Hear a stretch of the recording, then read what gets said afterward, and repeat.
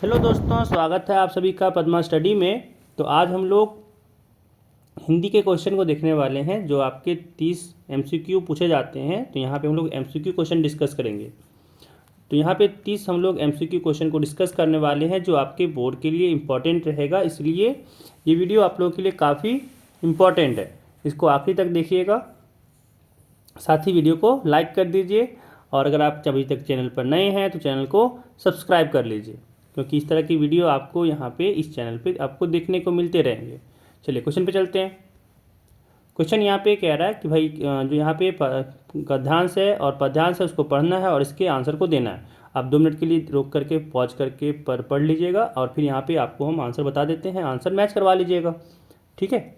क्योंकि आप लोगों का एग्जाम है, टाइम वेस्ट ज़्यादा आपको लोगों को करना नहीं चाहिए। चल देखिए, यहाँ पे कह रहा है दुराचारी व्यक्ति किस प्रकार बड़प्पन बटोरना चाहता है, ठीक है। तो यहाँ पे प्रश्न 1 का आपका ग हो जाएगा, दूसरों में के काम में बाधाएं उत्पन्न करके, ठीक है। चलिए अगला सवाल देखिए, कह रहा है दुराचारी व्यक्तियों के कानों को अच्छा नहीं लगता, तो इसका आंसर आपका हो जाएगा ख नंबर, किसी की प्रशंसा सुनना, ठीक है। चलिए अगला सवाल देखिए, कह रहा है दुराचारी व्यक्ति अच्छे काम नहीं कर सकते क्योंकि, है ना, यहाँ पे खाली जगह दिया हुआ है, सही कथन को यहाँ पे पूरा करना है। कह रहा है मन की कुटिलता उन्हें अच्छे काम करने से रोकती है, ठीक है। तो यही इसका आंसर हो जाएगा। चलिए अगला सवाल देखिए, कह रहा है कि मन की बीमारी कुछ दिनों में किसकी बीमारी बन जाती है, तो इसका आंसर हो जाएगा आपका घ, शरीर की। मन की बीमारी जो है वो कुछ दिनों में शरीर की बीमारी बन जाती है। अगला सवाल देखिए, कह रहा है यहाँ पे कलाई खुलना मुहावरे का अर्थ है ना, तो इसका आंसर हो जाएगा आपका 5 नंबर का ऑप्शन ख, असलियत का पता लगना। चलिए अगला सवाल देखिए, यहाँ पे हम लोग को एक काव्यांश दिया हुआ है, काव्यांश को पढ़ना है हम लोग को और फिर इसका हम लोग को आंसर करना है। तो आप लोग यहाँ पे 2 मिनट पॉज करके पढ़ लीजिएगा, ठीक है। इसके बाद यहाँ पे अपना आंसर खुद से बनाने की कोशिश कीजिएगा। यहाँ पे आंसर हम बता दे रहे हैं, देखिएगा कि आपका आंसर मैच कर रहा है या फिर नहीं मैच कर रहा है, ठीक है। चलिए देखिए, यहाँ पे है संकटों से कौन घबराते नहीं, है ना, तो इसका आंसर हो जाएगा आपका ग नंबर, वीर। वीर जो है वो संकट से घबराते नहीं है। अगला सवाल है कि कठिन पंथ को देखकर कौन सदा मुस्कुराते हैं, कर्मवीर, हीरो, डरपोक या फिर कायर, तो 7वां का हो जाएगा आंसर क, कर्मवीर। अगला सवाल कह रहा है कि यहाँ पे कि असंभव किसका शब्द है, वीरों का, कायरों का, कर्मवीरों का या फिर महावीरों का, तो हो जाएगा आपका ऑप्शन ख नंबर, ठीक है ना, कि कायरों का। जो असंभव शब्द है वो कायरों का है। अगला सवाल कह रहा है कि गिरिशृंग शब्द का अर्थ है, ठीक है, तो इसका आंसर ख हो जाएगा, उच्चतम पर्वत श्रेणी, ठीक, क्योंकि गिरि का मतलब पर्वत तो होता ही है। और देखिए गिरिडीह इसी के नाम के कारण ही पड़ा, गिरि मतलब पर्वत, पर्वत का जो स्थान है वो गिरिडीह है, समझ में आ रहा है। चलिए अगला सवाल देखिए, कह रहा है कि कर्मवीर शब्द में प्रयुक्त समास है ना, तो 10 का आपका आंसर हो जाएगा ग नंबर, तत्पुरुष समास, ठीक है, तत्पुरुष समास है। अगर यहाँ पे व्याकरण पूछा गया है, कह रहा है विज्ञान शब्द में प्रयुक्त उपसर्ग है तो आपका आंसर यहाँ पे ग हो जाएगा, वी। अगला सवाल देखिए, कह रहा है भुलक्कड़ में किस प्रत्यय का प्रयोग हुआ है, ठीक है, जिसका ग हो जाएगा अक्कड़। चलिए अगला सवाल देखिए,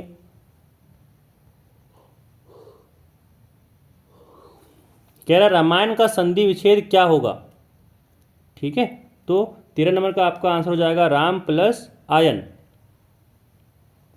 आपका ख नंबर हो जाएगा राम प्लस आयन, ठीक है। चलिए अगला सवाल देखिए, यहाँ पे है 14 नंबर की निरोग में कौन सी संधि है, ठीक है, तो इसका आंसर हो जाएगा आपका क नंबर, विसर्ग संधि, निरोग में विसर्ग संधि है।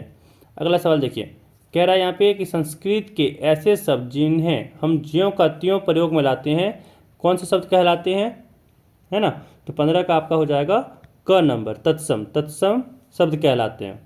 चलिए अगला सवाल देखिए, कह रहा है श्री गणेश का विलोम शब्द है,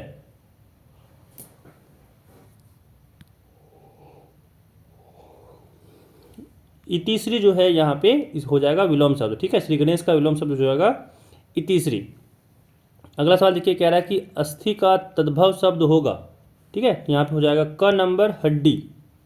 अगला सवाल देखिए, कह रहा है कि आनंद का पर्यायवाची शब्द है, तो यहाँ पे हो जाएगा आपका ग या फिर घ, जो भी मार सकते हैं, प्रमोद, क्योंकि आनंद का पर्यायवाची शब्द होता है प्रमोद, ठीक है। चलिए अगला सवाल देखिए, यहाँ पे कह रहा है कि सूर्य का पर्यायवाची नहीं है ना। 4 ऑप्शन दिया हुआ है, तो यहाँ पे हो जाएगा आपका इसका आंसर ख निशाकर, ठीक है ना। सूर्य का पर्यायवाची जो नहीं है वो है निशाकर। चलिए अगला सवाल देखिए, कह रहा है जो सब कुछ जानता है के लिए एक शब्द अज्ञ, सर्वज्ञ, विशेषज्ञ या फिर कृतज्ञ। तो 20 का आपका आंसर हो जाएगा ऑप्शन ख नंबर सर्वज्ञ। जो सब जन जानता है उसको कहते हैं सर्वज्ञ। चलिए अगला सवाल, कह रहा है दीपक जला और अंधेरा नष्ट हुआ, किस प्रकार का वाक्य है। इसका आंसर हो जाएगा आपका क नंबर संयुक्त वाक्य, ठीक है, संयुक्त वाक्य है।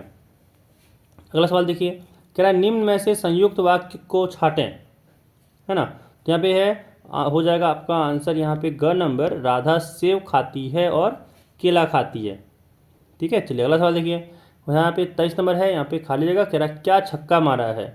तो इसका आंसर आपका क हो जाएगा वाह, वह क्या छक्का मारा है, ठीक है। चलिए आगे देखिए, कह रहा है आंसू रोते रोते सो गई, रेखांकित पदबंध है। तो 24 का आपका हो जाएगा आपका क हो जाएगा संज्ञा पदबंध, ठीक है। चलिए अगला सवाल, यहाँ पे गद्यांश दिया हुआ है और काव्यांश दिया हुआ है, पढ़ना है और फिर आंसर देना है, ठीक है। चलिए आंसर बता देते हैं, आप लोग 2 मिनट पॉज करके पढ़ लीजिएगा और फिर इसका आंसर आप लोग देखिएगा कि क्या होगा आपके अनुसार और क्या है, मिलाइएगा, ठीक है। और आप लोग को यहाँ पे कमेंट करना है कि आपका कितना मार्क्स बन रहा है। चलिए देखिए सवाल यहाँ पे कि लीलाधर मंडलोई द्वारा रचित पाठ का नाम क्या है, ठीक है। गिरगिट, बड़े भाई साहब, तंतारा, वामिरो कथा या फिर कारतूस। तो 25 का आपका आंसर हो जाएगा ग नंबर तंतारा वामिरो कथा। चलिए अगला देखिए, कह रहा है तंतारा की तलवार से कार निकोबार के कितने टुकड़े हुए। तो 26 का आपका यहाँ पे आंसर हो जाएगा 2, ख हो जाएगा जो 2 टुकड़े हो गए थे, ठीक है। चलिए अगला सवाल देखिए, अगला सवाल यहाँ पे कह रहा है कि तंतारा वामिरो की मृत्यु के बाद निकोबार में क्या परिवर्तन आया। तो इसका आंसर हो जाएगा आपका क, निकोबारी दूसरे गांव में भी वैवाहिक संबंध बनाने लगे, ठीक है। चलिए अगला सवाल देखिए, कह रहा है निम्नलिखित काव्यांश को, यही काव्यांश दिया हुआ है, यहाँ पे पढ़ना है और फिर इसके अकॉर्डिंग आपको आंसर देना है। कह रहा है प्रस्तुत काव्यांश किस कविता से ली गई है। तो 28 का आपका यहाँ पे आंसर हो जाएगा ऑप्शन ख, पर्वत प्रदेश में पावस, ठीक है ना। चलिए अगला देखिए, कह रहा है यहाँ पे 29 नंबर में कि इस कविता में किस ऋतु का वर्णन किया गया है, जाड़ा, गर्मी, वर्षा या फिर पतझड़। तो 29 का आपका हो जाएगा आंसर ग, वर्षा का, ठीक है।